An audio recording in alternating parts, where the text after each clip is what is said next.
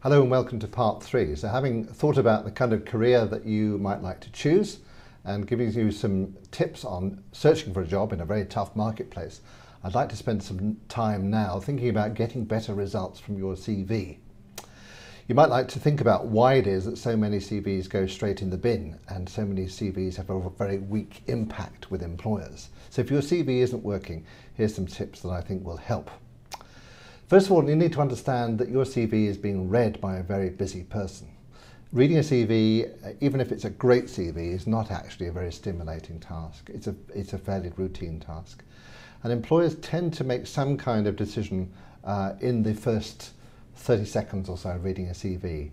Now, some people think, well, that's it. What's the point of putting a lot more information on pages 2 or maybe even 3 if somebody's going to decide in the first 30 seconds. What actually happens is that somebody decides whether they want to go further. So that's the important thing. The most important aspect of your CV, the most important part, is the first 2/3 of page 1. So think about that in terms of time frame. It's a very good parallel is this, that when somebody opens your CV on a computer screen, the first 2/3 of the part that are going to be visible. That is effectively your opportunity to put forward an advertisement for yourself. So your key messages need to be really upfront and early. So don't waste too much time listing obvious things. One of the things that goes wrong with CVs is that they're often presented upside down. Now what I mean by that is all the basic information that should be somewhere near the back of your CV, for example, qualifications you did a long time ago, or the fact you've got a clean driving license. Sometimes people put that up front. And employers don't need to see that. In fact, they're not that keen on looking at qualifications. What they really want to see early on in your CV is information about your skills, your achievement, your experience, and your knowledge, and where you've applied them in real workplace situations. So think about key messages. Your CV is going to contain maybe about 200 pieces of information. An employer is going to make a decision whether to see you or not based on 4 or 5 of them. If you want to make your CV work, you've got to really think about activity as an end result. So the activity that the employer is going to invite you to an interview, going to make a decision, going to move forward, but also in the activity of the job itself. So stronger CVs tend to contain a lot of information about skills. And they don't just make claims about skills. They don't say, I'm a great communicator, I'm a great team player, I'm a self-starter. Those are just claims. They also provide evidence. So they give a context. They'll say, in this context, this is a skill I used, this is how I did it, and this was the result that I achieved. So just as in the part we're going to be, where we're looking at interviews, look at the idea of selling a story, that's what your CV does as well. It sells these mini segments that say, here's something I've done, and that something, that evidence, contains a degree of proof. So if you can put hard numbers in there, or percentages, or time, or maybe even some comment about customer response, that really helps. Don't apologise for your CV. If there are gaps in it, if there are things you're worried about, those are the things you need to prepare for long in advance. So if you didn't finish a qualification, for example, then you need to decide in advance what you're going to say about that. Now, people often ask me about the kind of CV that you need to use if you're moving into the public sector or into the third sector. And of course, the application of skills is important, but any opportunity that you can demonstrate some knowledge of the sector through volunteering, through working as a trustee or as an organiser, all of those things start to show that you really are immersed in the new sector that you want to get into. Think about the language you use to describe what you've done.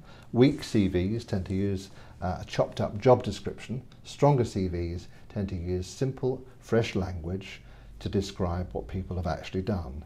It always helps to use bullet points, nicely and simply laid out, and to start each bullet point with an active verb. Verbs like led, organised, initiated, they all have a very strong impact.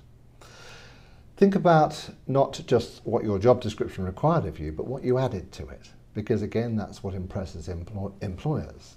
What did you create in a role? How did you add value? What did you bring to the job that the previous post holder didn't? and having a very clear reason for why you want to move on or why you want to change sector. Because employers see an awful lot of people that want to make a change, but they say that most of them are not terribly motivated, haven't thought very carefully about why they want to move on. So think about the reasons behind change, both for past actions and for the next big step that you want to take. Don't over-rely on your CV. That's an important thing to say, because the CV can sometimes be a great door opener, can sometimes get you into an interview, but there's lots of other ways to get into interviews as well, through connections, through conversations, through curiosity, through sending direct approaches to organisations. Just by getting to meet people and know people, you sometimes get the opportunity to come in and talk to an organisation. But where your CV is the one critical element that's going to move you from a shortlist into the interview process, then I suggest you give it a lot of thought. Look at its impact. Look at that first page again. Get someone who really has a great understanding of English language and grammar to check it over for you.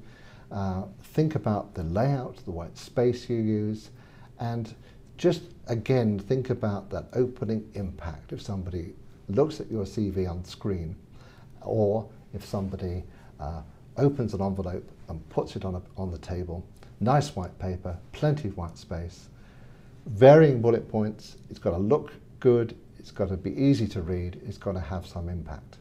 And think about the follow-up too, because the real result of a CV is that it takes you into a conversation where you're going to explore your skills in a lot more depth. So in an interview, don't just repeat information you put into a CV. Think of good examples that you haven't used before. So I'm going to suggest that you have a look at the activity now that's part of this session, and it's very simple. It's a conversation. Have a conversation with a friend or colleague. Take your CV with you, but put it face down on the table between you and talk to your friend about what you would like an employer to say about you when you've left the room. What would you like them to remember? Think about your skills, your know-how, things that you're proud of, your achievements, things that make you a particularly interesting candidate and why you might be worth calling back for a second interview. Okay? Get your friend to write down that list and then turn the CV over to see how much of it is actually there in the first 30 to 50 words of your CV. If you'd like more on this topic, you can find an awful lot more in my book, How to Get a Job You'll Love. I'll also be talking about an effective job search and what employers want to see in CVs at Forum 3, and have a look at the Forum 3 website to find out about this exciting third sector event.